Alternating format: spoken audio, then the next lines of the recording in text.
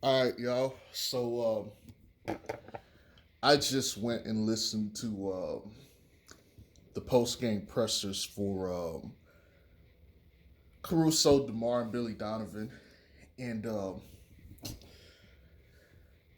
let me just talk about something that BD said that I've been saying for years now, especially when it pertains to the sport of football. But I also believe this goes across any sport in the world for the most part. Any competitive sport that deals with, numbers.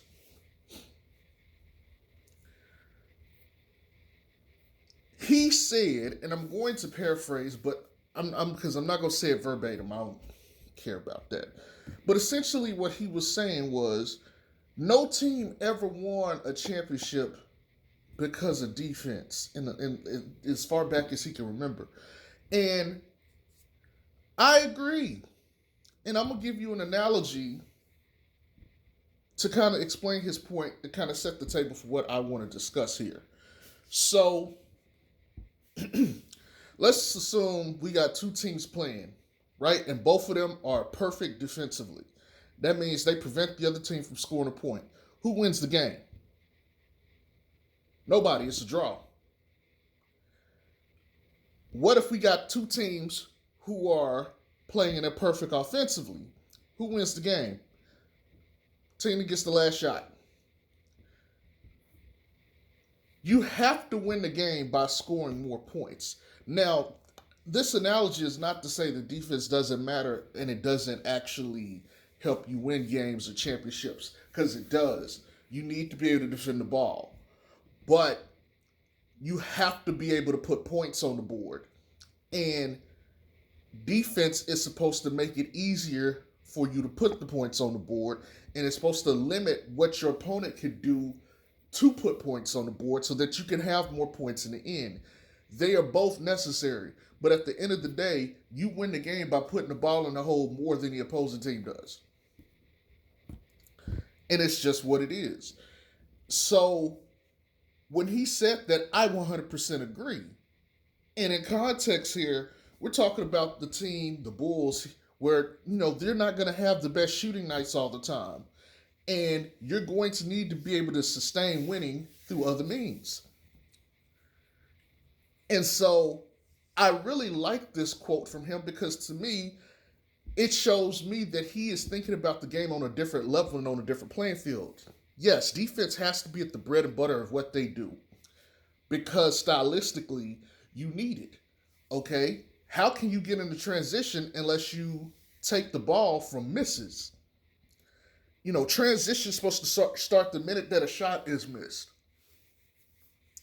If you give the opposing team open lanes or just allow them to just attack and score, you're pulling the ball out of the net. You're not going to be able to get back in time before they start setting up defense. But if they miss a shot, not just any shot, you don't want them getting in the paint scoring as easily. You want them having to take long shots and get the long rebound and take off. And because of this, you get to fundamentally run the way that you want to run your team, which is transition. So you get your guys like Zoe, Caruso, Zach Levine. Those guys can go ahead and be the stars that they are and get you running down the court and get you and get the offense going or run or get easy buckets. And for all intents and purposes, this is the way it should be done. And we'll go back and reference videos I've made in the previous year. I said Lonzo teams always fundamentally want to play defense. They have to be in the top of defenses because it's necessary for the style of play. We can go back and talk about LeVar Ball and the Chino Hills squads in their AAU teams and whatnot. The Ball boys played hounding defense. They put a lot of pressure on the ball, a lot of pressure on the ball to get the opposing team to commit a turnover so that they can, run their high powered offense. And it worked. It's why they were consistently the champions, and that's why they always did so well. Okay? They really didn't lose. It's just common sense. It's just logic. We want to talk about like teams here in the past that Zoe has been on. Okay, look at like the Gentry and the Stan Van Gundy years of the Pelicans. They want to play defense, but they couldn't get commitment on defense, or at least buy-in from everybody. If they did, they would have garnered a different result. Within a month, you got this team that has come in with a bunch of new guys, and they've all understood and agreed defense is necessary for the style of play that this team wants, which is to put points on the bucket or put points on the board, and you need the defense. The defense puts you in a position to do what you need to do. And it works. Like it was said, it has been said. They're too small. Lonzo the other night said we're way too small to be able to like play teams straight up, so we have to kind of beat them with our quickness and with our wits.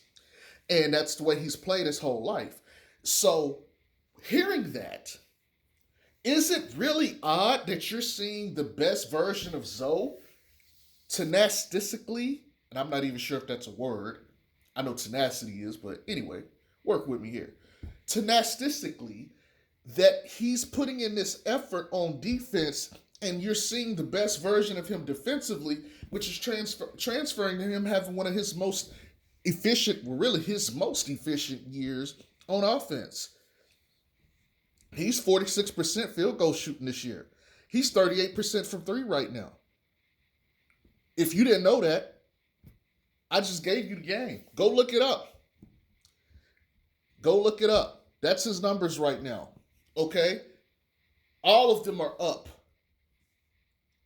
All of them are up. Now his assist was down because he got one assist yesterday. But prior to this, he was averaging 14 and a half, 7 and 7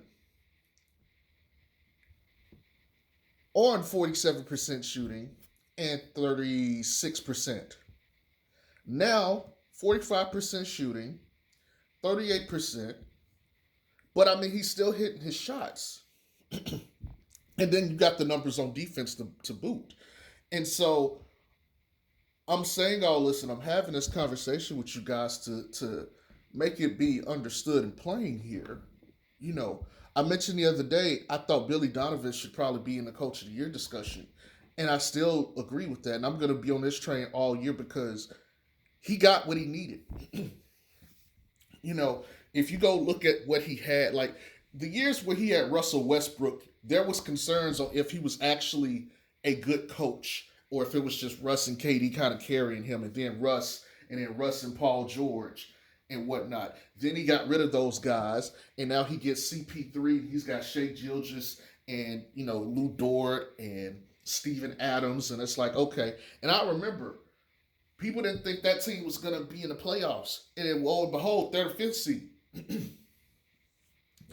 And that doesn't happen for just like no reason or random reason. This is legit coaching. Now last year he didn't have a good year because guess what? He didn't have a talent.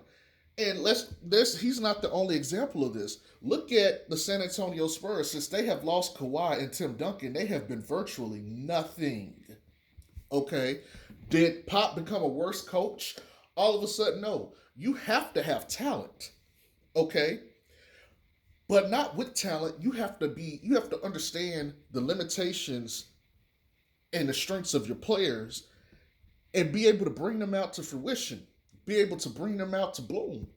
And if you don't do that properly, you're going to end up with a bunch of crap on the court. If the players he got weren't committed to the type of ball that he wanted to play, this wouldn't work out. This wouldn't work out, and the Bulls wouldn't look good. And like he said last night too, all of this stuff looks great when you're 3-0, there's no adversity. When this team starts getting punched in the mouth and they actually start losing games, what are they going to do? Now, I've heard things about all of these guys, even during losing streaks, how they, typically keep their head, on the shoulders and stuff like that. So my expectation is it's not going to change anything. They're just going to chin up, strap up their boots and get to work. So I'm not really concerned. See, and this is where doing research and starting to learn players comes into play. A lot of the stuff that other like the beat writers and stuff are reporting on, they're giving their opinions, but they're giving their thoughts based on what? Okay, let's talk about the defense thing, right? We got guys out there. I think one of them is what, Friedel and Bontops, and another one who think they're like an 11 seed or something like that, claiming like their defense is suspect. Okay, why do they think the defense is suspect? First of all, before we get into that, let's frame this way. How can you assess something without seeing it? Properly, anyway. You're going to sit there and look at the players individually and say, okay, this is what it is. And I can even admit I'm guilty of this too. But I'll at least say with my perception and my thoughts, I said, look, Zoe and P Dub are going to play defense all the time. Okay? Guaranteed. Remove those two. We saw that Zach could play when he's committed in the Olympics. That's three guys. Now you got to deal with DeRozan and Vooch. If you get one of them to come along, you've done your job. and they'll be solid. That's something I said. I didn't say that they would be bad. I never thought they would be like top five either. And I'm not sure that they're necessarily top five right now either. But the point here is there's a way for this team to have a good defense if you look at it. They're more than just the sum of their the parts, because defense is a team aspect. Yes, ISO 101, it's a one-on-one game. But if you're playing team ball, there is a such thing as team defense, and you can help each other out. That's where your rotations and stuff comes in and all of that, helping from the weak side, okay, which we see a lot of. And let me give credit to this front office for, like they said, they wanted high IQ guys. So you go see a lot of the help defenses coming from guys that understand where the ball needs to be and what the opposing team is trying to do, and they go help at the appropriate time. And you got athletes so that they could get back into plays and deflect balls. There was a play last night where Lonzo came out of freaking nowhere and jumped and got a piece of the ball, and it was a block shot that led to a turnover. This is how you want to play. And when we're sitting here and we got guys that's talking about this defense, they're talking about it individually. DeMar DeRozan has been a negative defender his entire career. So is Zach LaVine. So is Vooch. Okay, we're not even getting into the bench where we got Caruso, Troy Brown, Javonte Green, a bunch of other guys. We're going to put them to the side. You got these guys out here playing defense. Okay, and I don't mean playing defense in like, okay, they're racking up steals and blocks and stuff, because that's one aspect of defense. That's a statistical category for defensive plays. What I mean is actually making the right plays that make shots difficult. Of course, you're not going to stop every shot, but you're gonna put enough pressure on the shot being taken that it won't be a very good shot in general, and you're gonna win those more times than not. Okay, again, there's a video out there of Lonzo. Someone's trying to denigrate Lonzo, talking about his defense because he's getting shot on in his face by Dame Lillard, and instead of just saying, okay, Dame Lillard is just an all-world shooter, because Lonzo's defense was solid. He didn't play bad defense on him at all. Just Dame Lillard is an all-world shot maker. They're trying to say that, Lonzo Ball isn't good defensively. This is why you got to be careful where you're absorbing content from people. You're getting content from people who have an agenda, a negative agenda against these guys, and they're promoting these false narratives to try to get people to denigrate a player so that they can feel better about themselves or feel better about their own situation.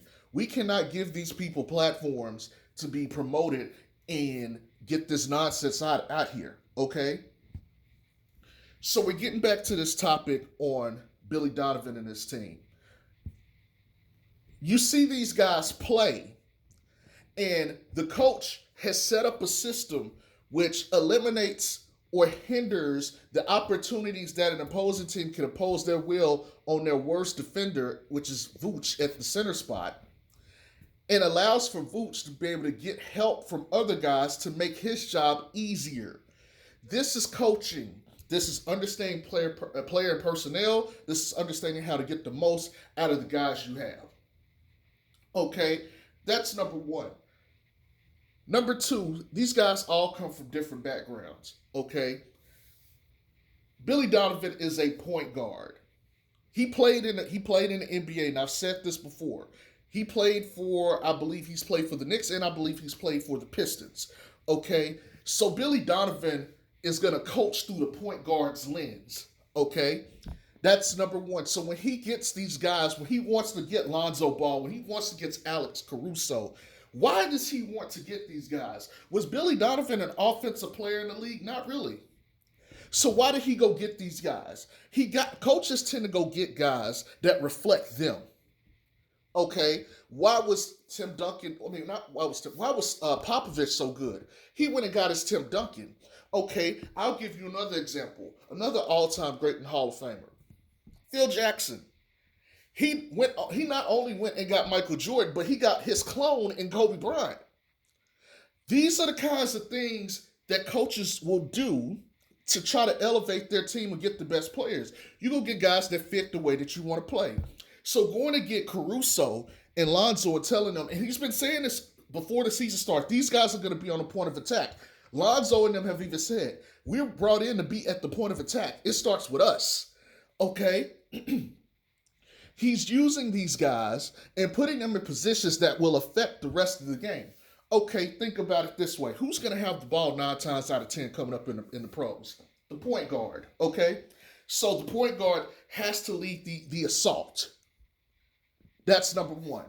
The screen and roll is going to occur, which is probably the most ran action in the NBA. So you need guys who are going to be able to fight and get around screens. Now, people are noticing a difference between Lonzo in New Orleans versus Lonzo here in Chicago. The difference is the scheme that they ran is different. Stan Van Gundy wanted you to pursue, not necessarily get back into play, but he just kind of wanted you to pursue.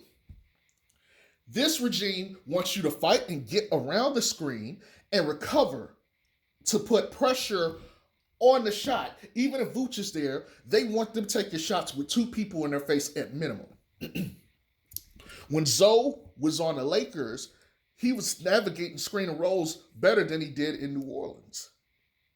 And that's part of the reason why he was so good. Schematically, these things matter. So when he went and got these guys, this is what he had in mind. He saw the vision before it came true.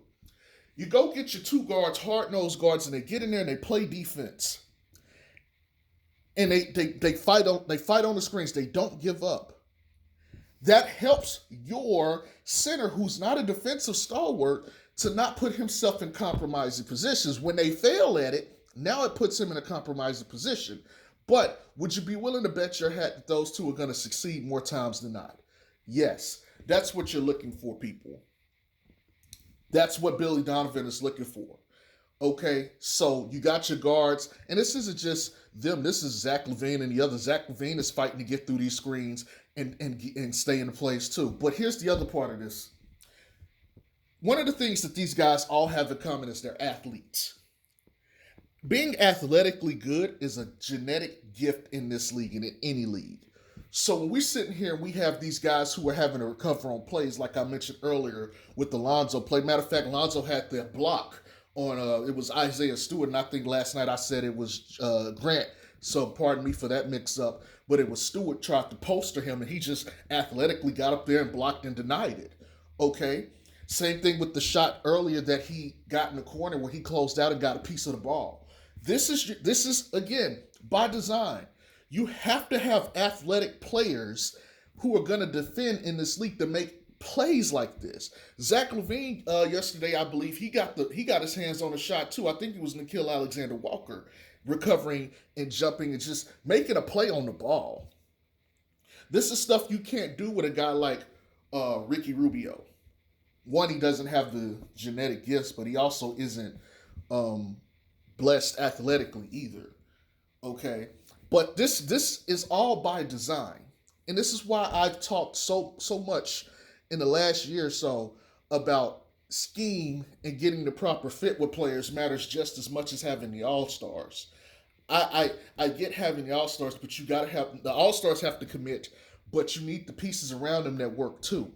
Okay, and this is helping everybody on defense. Now there's still some soft spots in the defense, and that'll be there. Okay, but for the most part, they function very well, and that's kudos to Billy Donovan, um, Zach LaVine, DeMar DeRozan, Zoe, Vooch, and the rest of the team because they're going out there and making stuff happen. The offense, you can kind of see what they're aiming to do every game. It's going to continue to grow. The chemistry is improving, but they need experience. Experience is the best teacher. And they're still trying to figure things out because it's not necessarily how it was with like your turn, my turn, but it's like, okay, I got to figure out how to get my shots in the flow of the system because I know where I want to get my shots, but that's not going to always be there for this system. And so I got to figure out how and when to press my advantage, okay?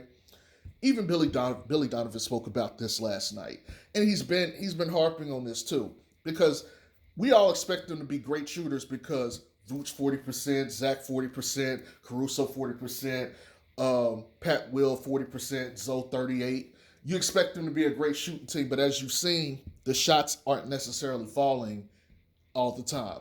And Billy Donovan said he expected these games to look more like the first one and the third one instead of the second one. So both Detroit games is more what he expected their games to look like versus, um, the Pelicans game. And I'm not sure if he meant that like all year or just in the start, but I get where he's coming from. Okay, games are not always going to be like we go in here and we think everything's perfect. Everything is not going to be perfect for games every time. Okay, they've shown that they can beat Detroit grinding it out. We still need to see what they look like playing the Jazz, Denver, other teams like that. It's not going to be the same result, but defending them is going to be no less of a challenge than it was to defend the Pistons. But offensively, they have all the necessary tools. But learning how to play amongst each other is going to take some time to, you got to get accustomed to it. It usually takes a good 10 to 15 games. Well, they don't have the leisure of this because the first 10 to 15 games are against really the first 20 games are against playoff level, contending teams. Yes, the first three games not so much. And then they get Houston and Orlando later on in the bracket on the last end of the games 15 through 20. But in between this, you got Celtics, Jazz, Denver, the Lakers, the Clippers, Golden State. Okay, you got all these very powerful teams that have continuity. And so you're going to have to figure it out playing against these teams. And they'll start to break through in the middle of November. They'll start to get accustomed to it and things will start to look better and that offense will start to get more consistent. But you have to endure the storm. Now some of these teams right now aren't off to a good start. And that will bode well for us going forward. But we still need to be patient with them because they're still figuring it out. Okay. Some guys, you got all these guys that are used to being number one options. That has to change. Your touches have to change. You have to learn to be effective outside of your normal number oneness. And that takes time. Okay. But when you got a guard or guards like Lonzo and Caruso, it helps ease this a little bit. And like he said, Billy Donovan, these guys tend to be very unselfish. Um, Going forward, the outlook is bright for this team. And I don't want people thinking I'm being a negative Nancy about some of the things I said. I still believe 60 wins. We're 57 wins away. And we haven't even reached the halfway point. We're already 3-0, undefeated. Never lost. As the big baller would say, happy birthday to LeVar. Matter of fact, it was yesterday. His birthday was yesterday. Happy birthday to the big baller himself. Um, these guys got a lot of work to do, but you can kind of see the glimpses of what it's supposed to look like. Okay? Playing the shitty teams is out the way for now. This is where the true grind starts. If they couldn't beat those first three teams, they shouldn't even be mentioned as being one of the better elite teams in any conference. You did what you were supposed to do. That's what the best of the best do. So going forward, is where we need to really start assessing. And it starts Monday with Toronto. And I know a lot of people are not that high on Toronto, but I still am. Sure, they won't have Pascal, but they got championship guys like OG Anunoby and Fred Van Vliet, who were on that championship team a couple years ago that won. So when we're watching these guys play tomorrow and the rest of the teams that they're playing, we need to start actually looking at this valuably because this is going to be very important for them. Also, more and more tape per game is coming out, so teams will be better against them going forward. How will they deal with that when they're playing the better teams and they're getting more information on them? Okay. This league is not an open and shut deal, especially this year. The Lakers have not won a game. Okay. Brooklyn has split. Okay. The teams that you thought were going to be on top are having issues too. And they may eventually get it going. But we can't assume that just because they're quote unquote better on paper means they're going to be better when they play us. You still got to go play all 48 minutes. So let me conclude this video with this. Congratulations, Bulls. We've got 3-0. But we still got a long way to go to get where we want to be. And as fans, you should be happy and ecstatic for what we got going on. But don't let this be, the only lone standard. There's still a tough road ahead of us. I hope y'all have a good day. I'll talk to y'all later. Peace.